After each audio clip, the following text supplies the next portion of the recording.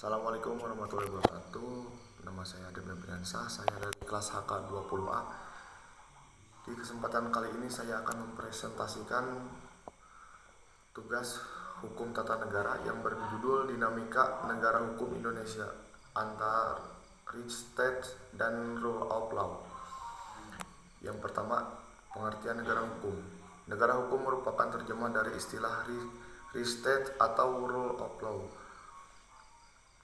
State atau Rule of Law itu sendiri dapat dikatakan sebagai bentuk perumusan yuridis dari gagasan konstitusional.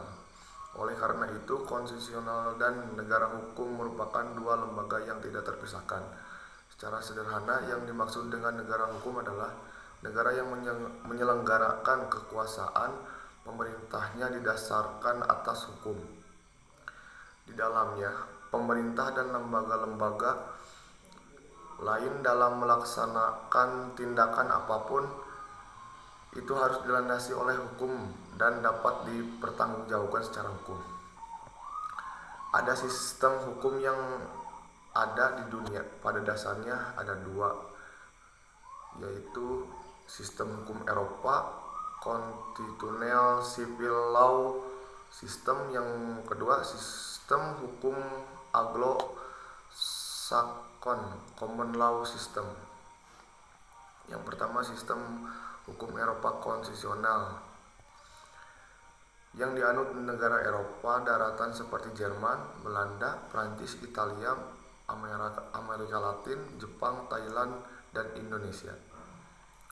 Sistem hukum Eropa konstitusional Civil Law System ini mengutamakan hukum tertulis, yaitu peraturan undang-undang sebagai dasar utama sistem hukumnya, sehingga sistem hukum ini disebut juga sistem kodifikasi.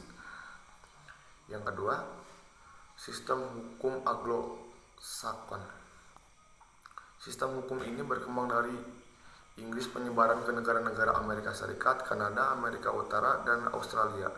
Dalam sistem ini, sumber utamanya adalah putusan hakim atau pengadilan atau jurisprudence. Yang kedua adalah pembahasan. A. Konsep negara hukum Indonesia. Konsep tentang hukum yang di Inggris lebih dikenal dengan sambutan Rule of Law, akhirnya mengalami aliran penyelenggaraan pemerintahan di Inggris dan juga negara-negara yang memiliki hubungan historis yang erat dengannya, seperti halnya Amerika Serikat yang kemudian lebih dikenal dengan sambutan negara-negara Anglo-Saxon. Bentuk negara yang dikemukakan di tersebut memuat tiga unsur pokok, yaitu meletak supremasi hukum ada dalam setiap kegiatan penyelenggara negara.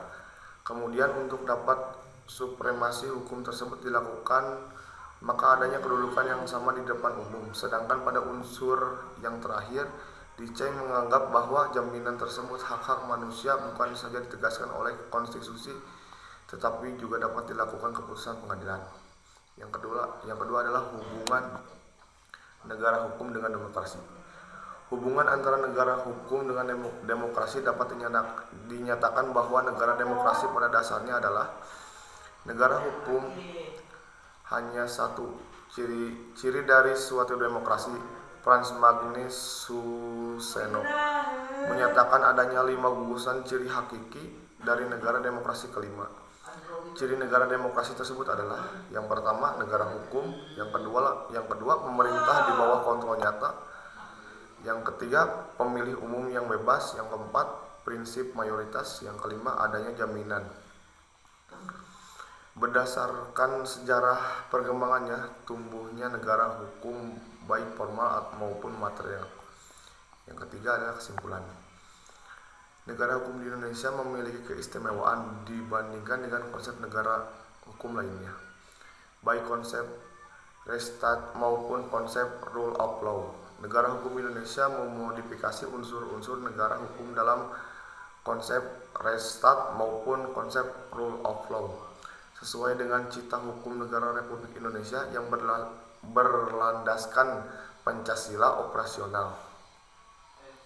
dari konsep negara hukum Indonesia dituangkan dalam konstitusi negara, yaitu Undang-Undang tahun 1945.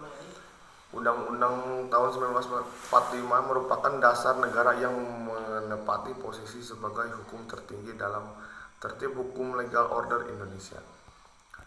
Mungkin segitu saja yang dapat saya presentasikan. Mohon maaf apabila ada kekurangan dan salah kata. Assalamualaikum warahmatullahi wabarakatuh.